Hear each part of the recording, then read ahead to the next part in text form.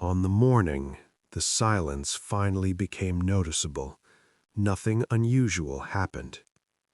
Emily woke up before her alarm, the way she often did on weekdays. The bedroom was still dim, the curtains barely filtering the early light from the street below. She lay still for a moment, listening. The apartment made its familiar sounds: pipes shifting, a car passing outside, the low hum of the refrigerator in the kitchen. Beside her, Daniel slept on his back, one arm resting awkwardly across his chest. His breathing was steady, distant. She watched the rise and fall for a few seconds, trying to remember the last time she'd felt comforted by it. She slipped out of bed quietly, not out of consideration, out of habit. In the bathroom, she brushed her teeth and studied her reflection longer than usual. Her face looked the same, maybe a little more tired, or maybe she was just searching for evidence of something changing. In the kitchen, she started the coffee maker. The sound felt louder than it should have. She poured herself a mug and leaned against the counter, scrolling through her phone without absorbing anything. Emails, headlines, messages she'd already read. Daniel appeared a few minutes later, hair still messy, wearing the sweatshirt he always wore around the apartment. He nodded at her, opened a cabinet, took out a mug. "Morning," he said. "Morning," she replied. They didn't look at each other. It hadn't always been like this. There had been a time when mornings were slow and shared, when one of them would talk just to hear the other respond, when silence meant comfort, not avoidance. They stood a few feet apart, moving carefully, instinctively avoiding the same space. When he reached for the milk at the same time she did, she stepped back without thinking. He noticed. She pretended not to. Outside, the sky was overcast, the kind of gray that made the day feel undecided. They ate breakfast separately. She stood by the window. He sat at the small table. No phones, no television, just the sound of chewing and the occasional clink of ceramic. Daniel glanced at her once, as if considering saying something. His mouth opened slightly, then closed. He took another bite. Emily felt it. The almost, the unfinished moment. She waited, then realized she was holding a breath. Nothing came. When it was time to leave, they moved through the routine efficiently. Shoes, keys, bags. "I'll be late tonight," Daniel said, pulling on his jacket. "Meeting after work." "Okay," Emily said. No follow-up questions, no disappointment in her voice, no reassurance in his. The door closed behind him with a quiet click. Emily stood there longer than necessary, staring at the door as if it might reopen. It didn't. They had been together for 8 years, married for 4. Long enough that their lives were tightly woven. Long enough that the idea of separation felt abstract, unreal, like something that happened to other people. They had met in their mid-20s, both still unsure of themselves, drawn together by curiosity and ease. Back then, talking had been effortless. Conversations stretched late into the night, fueled by plans and possibilities. They had believed that if they could talk through anything, nothing could truly threaten them. Somewhere along the way, talking had turned into something else, something heavier. At work, Emily moved through her day competently. She answered emails, attended meetings, nodded at the right moments. No one noticed the way her attention drifted, or how often she replayed that quiet morning in her head. She wondered when she had stopped telling Daniel about her days, when she had started editing herself before speaking, deciding which thoughts were worth the effort. Daniel's day followed a similar rhythm. He worked, he joked with coworkers, he stayed late, longer than necessary, not because he wanted to avoid Emily, but because the space between them felt easier to manage at a distance.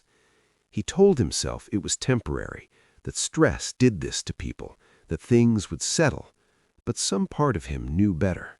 That evening, Emily made dinner for one. She cooked too much out of habit, then packed the leftovers away without comment. She ate at the counter, standing, scrolling through her phone. The apartment felt too quiet, too orderly. Daniel came home after 10. She heard the door open, keys dropped into the bowl, his footsteps moving down the hallway. She didn't get up. He stood in the doorway for a moment, watching her. The light from the kitchen framed her face, unfamiliar and familiar at the same time. "Hey," he said. "Hey. How was your day?" "Fine." He nodded. "Mine too." They stood there, both aware that the conversation had ended before it began. Later, they sat on opposite ends of the couch, the television playing softly. Neither of them watched. Emily picked at a loose thread on a pillow. Daniel checked his phone, then set it face down. He reached for her hand, hesitated, then rested it on his own knee instead. She noticed, her chest tightening slightly. She didn't move. The silence stretched. This was how it had been lately. Not hostile, not dramatic, just distant. Emily went to bed early. Daniel stayed up, scrolling aimlessly, letting time pass. When he finally joined her, she was already asleep, turned toward the wall. He lay beside her, staring at the ceiling, listening to her breathing. He wondered how two people could share a bed and still feel so far apart. Days passed. They functioned well together, paid bills, made plans, attended family events. To outsiders, they looked stable, comfortable. Inside the apartment, the air felt thin. Emily stopped bringing up things that bothered her. Small disappointments, moments where she felt invisible. Each one seemed too minor to justify a conversation that might turn heavy, might require effort neither of them felt capable of giving. Daniel noticed her withdrawal. He interpreted it as peace, as acceptance. He told himself she was fine. That misunderstanding settled between them, unnoticed, shaping everything. One Saturday afternoon, they ran into each other at the grocery store. They had come separately, without planning. When they spotted each other near the produce section, both smiled, automatically. "Didn't know you were coming," Daniel said. "Me neither," Emily replied. They stood there awkwardly, carts between them. "Do you need anything else?" he asked. She glanced at her cart. "No, I think I'm good." "I'll walk you to the car." They walked side by side through the parking lot. The air was cool, leaves scattered across the asphalt. At her car, they paused. "See you at home," he said. She nodded. "Yeah." He watched her drive away, a strange hollowness settling in his chest. That night, the truth came quietly. They sat at the table after dinner, the television off. Rain tapped against the windows, steady and unremarkable. Emily folded her hands together, staring at the wood grain. "I feel like we don't really talk anymore," she said. Daniel looked up. The words weren't sharp, they were careful. Still, they landed heavily. He didn't respond right away. "I don't mean about logistics. I mean us." He leaned back slightly, exhaling. "I thought things were okay," he said. She nodded. That was the problem. They looked at each other then, really looked, as if seeing something long ignored. Neither of them raised their voice, neither of them accused. They just sat there, facing the space their silence had created, finally acknowledging it existed. And in that moment, both of them sensed it, the quiet realization that whatever came next would change everything. The honesty landed with more weight than a lie would have. Emily felt it settle in her chest, heavy but clarifying. They didn't make any decisions that night. They went to bed in the same room, but not the same space. The distance between them felt intentional now, defined. Sleep came in fragments. Daniel lay awake replaying their conversation, wondering when he'd started confusing avoidance with patience. He thought about all the moments he'd chosen silence because it felt safer. He wondered how many of those choices had added up to this. Emily stared at the ceiling, listening to the rhythm of his breathing. She felt a strange mix of relief and grief. Relief that the silence had finally been named. Grief for what that naming revealed. The next few days were quieter, but different. They spoke more deliberately, asked questions, listened longer. Sometimes the conversations felt promising. Sometimes they felt like rehearsals for an ending neither of them wanted to say out loud. Daniel made an effort to come home earlier. Emily noticed, appreciated it, and felt guilty for how much it mattered. Still, something fundamental had shifted. One evening, Emily came home to find Daniel sitting at the table, a piece of paper folded neatly in front of him. He looked up as she entered, eyes steady but tired. "I've been thinking," he said. She sat down across from him, heart already racing. "I think we should take some time apart, not because I want to leave, because I don't want to keep pretending nothing's wrong." Daniel didn't speak right away. He watched Emily's hands, how tightly her fingers were laced together, how her thumbs moved slightly, as if trying to stay grounded. He recognized the tension. He had felt it himself, though he'd never known what to call it. "I didn't think you wanted to talk," he said finally. She looked up, surprised, then let out a slow breath. "I was waiting for you to notice." The words stayed between them, fragile but undeniable. Daniel rubbed his palms against his jeans. He wasn't defensive, just uncertain. "I did notice," he said. "I just didn't know what to do with it. Every time I thought about bringing it up, it felt like I'd be starting something I couldn't finish." Emily nodded. That made sense. It didn't make it hurt less. They talked for a long time after that, slowly, carefully, like people walking through a space filled with things that could break. They spoke about how routines had slowly replaced intention, about how they'd both started choosing quiet over honesty, about how silence had once felt safe and how it had gradually turned isolating. Neither of them blamed the other. That would have been easier. Blame created clear lines. This felt more complicated. At one point, Emily asked a question she hadn't planned to ask. "Do you still feel close to me?" she said. Daniel's answer took too long. "I don't know," he admitted. The words were calm, careful.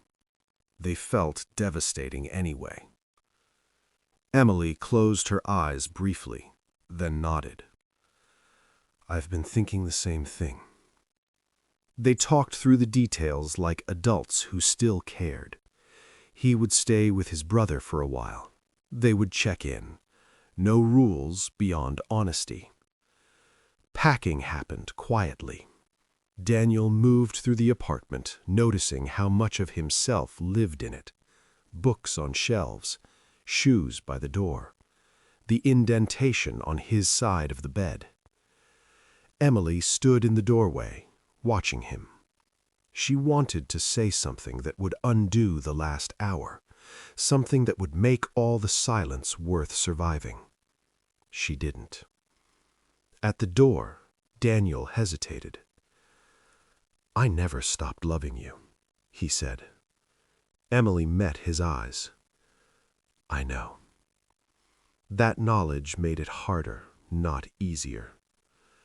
The door closed behind him with a sound that echoed longer than it should have. Emily stood there alone, the apartment suddenly unfamiliar. She didn't cry right away. She walked into the bedroom, sat on the edge of the bed, and looked at the space he'd left behind. For the first time in years, the future felt undefined. And for the first time, she couldn't tell whether that scared her or relieved her. The apartment settled into a new rhythm after Daniel left. At first, Emily noticed it in the mornings, the absence of another body in the bed, the way she could move through the kitchen without adjusting her steps, the way the silence no longer felt shared but solitary. She told herself it was temporary, that space had a purpose, that clarity would come. She went to work, she met deadlines, she answered questions. People described her as composed. No one saw how often she paused before speaking, measuring her words even when no one was asking her to. In the evenings she cooked less, sometimes not at all. She ate standing by the counter, then sat on the couch and stared at nothing in particular. The television stayed off more often than not. Daniel stayed at his brother's place across town. The couch was uncomfortable. The walls were unfamiliar. At night he lay awake listening to sounds that weren't hers, trying to understand how something so quiet had undone something so large. He noticed things about himself he hadn't wanted to see before. How quickly he retreated when conversations felt uncertain. How often he waited for someone else to define the emotional temperature of a room. He had believed silence was neutral. Now he understood it had been a choice. They checked in occasionally. Short messages, necessary updates, nothing emotional enough to reopen what they'd carefully contained. Weeks passed. With distance came recognition. Emily realized how often she had softened her needs to avoid being difficult, how she had learned to translate disappointment into patience, hoping it would be noticed without explanation. She understood now that unspoken needs didn't become smaller with time. They just became lonelier. Daniel saw how much he had relied on stability instead of connection, how he had assumed presence was enough, how love, left unattended, didn't disappear, it just stopped growing. One evening, Emily found his jacket in the back of the closet. She hadn't noticed it before, or maybe she had avoided noticing. She took it down slowly, held it for a moment. The fabric still carried a trace of his scent. Not strong, just enough. She didn't cry. She hung it back carefully and closed the door. That was when she understood something had changed. Not healed, changed. Daniel had a similar moment a few days later. He reached for his phone instinctively after something funny happened at work, his thumb already hovering over her name. He stopped, put the phone down. The impulse faded. What remained wasn't relief or sadness. It was acceptance. Months later, they ran into each other by chance. A small bookstore downtown, narrow aisles, the smell of paper and dust and quiet concentration. Emily noticed him first, standing near the back, flipping through a book he didn't intend to buy. She hesitated, then walked closer. "Hi," she said. Daniel looked up. His expression softened with recognition.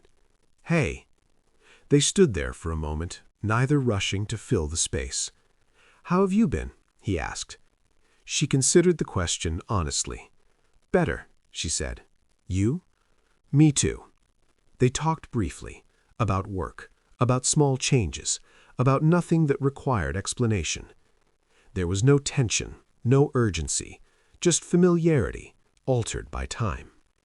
When they walked outside together, the afternoon light was warm, unhurried.